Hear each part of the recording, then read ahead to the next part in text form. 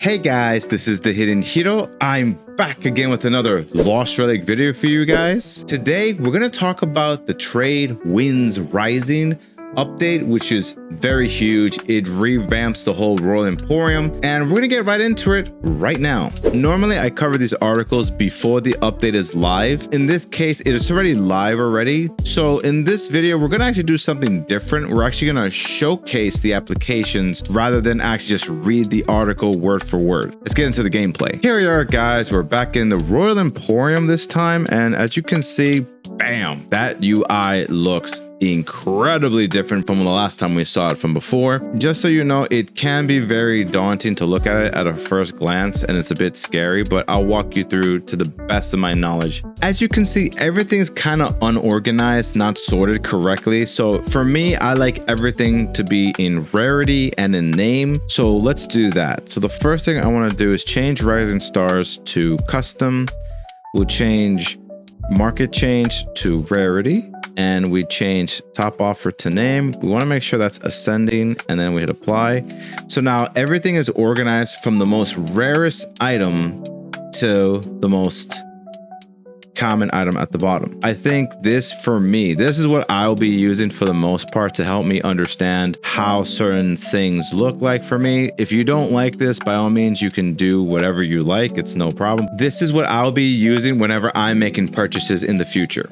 Let's first try to understand what everything means. Let's just try to purchase this Golandier. We butchered that name, but sure. And first, before we get into all the settings, let's just first read what this means here. The top number means top offer, which matches here. And then the second letter means F, which means floor price. And obviously here, the last number here is the historical value here. As for historical value, I wasn't sure what it meant, so I actually had to ask Grog what this meant, and this is what Grog said. In sales, historical value typically refers to the past performance data of a customer, product, or market segment, used to predict future sales trends or inform strategic decisions. It involves analyzing historical sales data such as revenue, units sold, customer retention rates, or purchase frequency to identify patterns, assess customer lifetime value, or evaluate the effectiveness of past sales strategies. So they give examples here of customer historic value, the total revenue generated by a customer over time, helping business prioritize high-value clients. Product historical value, sales performance of a product indicating its profitability or popularity in its past periods. But I think historical value refers to us here in the market. So market historical value says trends in a specific market or region used to forecast demand or set sales targets. If I'm interpreting this correctly, this is saying that the trend from the last historical purchase sale, that the trend was going down by 0.5% compared to the current floor price now at $16.49. So I'd assume probably after these 4 available buy orders fill up, I'm pretty sure then this will probably change, not sure when, but it will change into an uptrend because then people are buying more and more of this item versus these offers here. That's what I think historical value is. Cliff, if you're watching this, by all means, please correct me if I'm wrong, and let's move on. The next row talks about volume. So basically this item in particular, in one day, the volume is 73. In a week, it's 772, and in 30 days, it moves over 3,009 K of Orlanders being moved within a month, which is pretty interesting. The third row, we have buy and sell demand. So basically, this is how many people want to buy this item. This is how many offers that's available. That's what's 124 at, this is 124, and 106 people are selling this item. Buy, 1 sell listing. 1 person wants to buy and 3 people are selling at the listing here. Now, spread just means this. Spread just means the difference between the price that's currently available and 1502, you get 147 as the spread. And obviously last sale is kind of obvious. That's the last item that's been able to sell. So let's try to buy one. Let's say I want to purchase 1649 here. I'm going to buy one right now for this. And once the transaction's gone through, you can see that I have 30 days to collect this item, which I'm going to collect.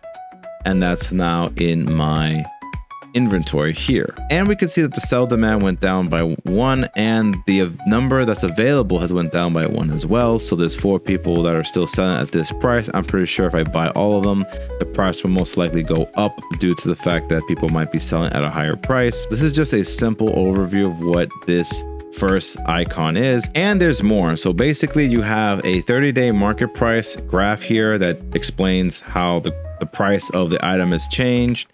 And if that's not understandable, you can always read it via bar graph using the volume here to help you understand the activity, you know, how many people have been purchasing this item, which somebody bought this at a huge amount at this volume. I'm not sure when that happened, but that's a lot. And then now we have this other graph here where it basically showcases a lot of people are trying to sell this item, and there's not that many people who are buying this item at such a high price. And then you have the rest here. You have bids at 1502, and you have the prices of the history. People have been purchasing this item, and these are the sell orders. And then you have here the quantity that's available that people have been purchasing these items, and here are the sellers' names. Some people put their name, other people do not. They put some random ID here, which is fine. And this is the time when it was created. In this section, we're going to briefly read each description of the quick sort options. So for example, cheapest first prioritizes the lowest entry prices for adventurers looking to spend the least. So basically, if you're a cheapskate, this is the cheapest item that's available currently. The next option here we have is best deals. Surface items that recently dropped in value and are now cheap. So it makes sense that when you sort it out here, it makes sense you can get the items at a good discount here. Next sorting option we have here is rising stars, which means highlights items gaining value and attracts strong offers. So this is very good for people who, let's say, want to sell your items. You're able to sell them because they've noticed that there's been an increase in prices. So it makes sense that you want to try to, make offers or sell these items. Next sorting option here we have is quiet risers. Find items quietly increasing in value despite low trading activity. So that would make sense that certain items are moving, but they're quietly moving because they're not high in value. Next sorting option here we have is most traded. Targets high volume items likely to sell quickly, which would make sense that coal, dustbone, and rune dust would sell quickly because people tend to buy these items in bulk. Next sorting option we have here is premium picks. Displays rare and expensive listing favored by premium collectors, which makes sense why a lot of these items are very rare and expensive to buy, and they're very difficult to find. So that's why they're obviously premium. Next sorting option here we have is hidden gems. Finds high rarity items listed at bargain prices. So that would make sense that, let's say, something that's rare, like such as the supernova slate rock, the floor price is $259 when the historical price was $292. So someone's selling one for this, and so I might be able to purchase this item if I wish to buy this. Next sorting item we have here is biggest price drops. Surfaces items that recently took the steepest dive in value. And that makes sense because you can see the percentages have dropped significantly based on these items here. Next sorting option here we have is trending up. Focuses on items with rising prices and strong trading momentum. So it would make sense that we see that certain items are moving in momentum. So resources would move and other items would increase in percentages as well. Next sorting option we have here is high volume movers. Highlights with liquid items with both high volume and accessible pricing. That makes sense because again, we have similar items as before. Next sorting option here we have top offers first. Ranks items with strong buyer offers and tight price spreads. Here we have the top offers here, obviously on some expensive exotic items, like someone's trying to purchase a Reckoning for 14,988 Eng, and we don't know if someone's going to actually buy this item. Maybe the person needs to increase their value to actually get there. That's basically the idea when it comes to top offers. Next sorting option here we have is fill the gaps. List unowned items first, sorted by the lowest available price. So basically it makes sense that I don't own half of these items. So again, it makes sense someone of my caliber wouldn't want to purchase half of these items since I'm more of a veteran, but I'm pretty sure this is different for everyone else.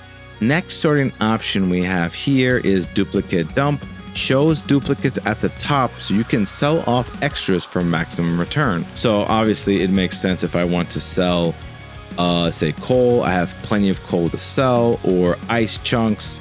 You get the picture here. Next sorting option we have here is own first. Places your own items at the top for easy tracking, so we can quickly see what is moving, what isn't moving that I own here, so that makes sense. And our last sorting option is kind of self-explanatory. You're kind of organizing everything, sorts all items in simple alphabetical order, so that's another option you can use. The last bullet point I wanted to talk about is the opt-in display name. So basically you get to turn on or turn off your name.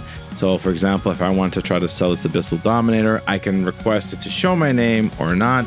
Just for fun, I'll put my name there and it will tell you if you want to remember this preference in the future, but I'll leave that off for now. And let's say I just have a sell offer, so now it's up in the market, and if I were to check it and I check it against another person's Abyssal Dominator, someone else is selling it for 6,150. So if I want, I could undercut them myself if I wanted to, but you know, this is a very good item. I may lower the price or not, but you know, you can always hit me up if you want this item. Whew, that was a lot to digest from seeing the Royal Emporium's upgrade, but let's get back to the article. There's some stuff that I want to quickly highlight. Here we have system upgrades and UI improvements. Certain NPCs you're going to engage with are going to give you the option to purchase multiple items, either with one click by clicking max purchase, and you're able to see different UIs basically on the Emporium and other areas that are different, especially when it comes to the house decoration as well. You're able to notice things are different there.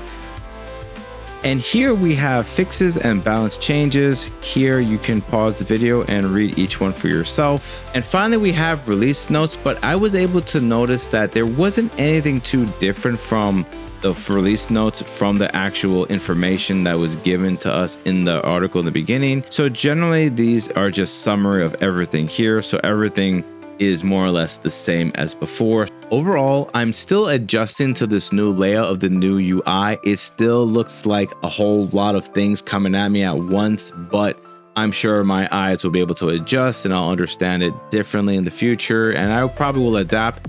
But let me know what you guys think in the comment section below, what you guys think about the UI, if you like it or if you don't. That's the video, guys. I hope you enjoyed it. If you're new here, be sure to hit that like and subscribe and hit that bell icon too for more Lost Relic news, events, and the weekly loot. And never forget to follow your arrow. Take care.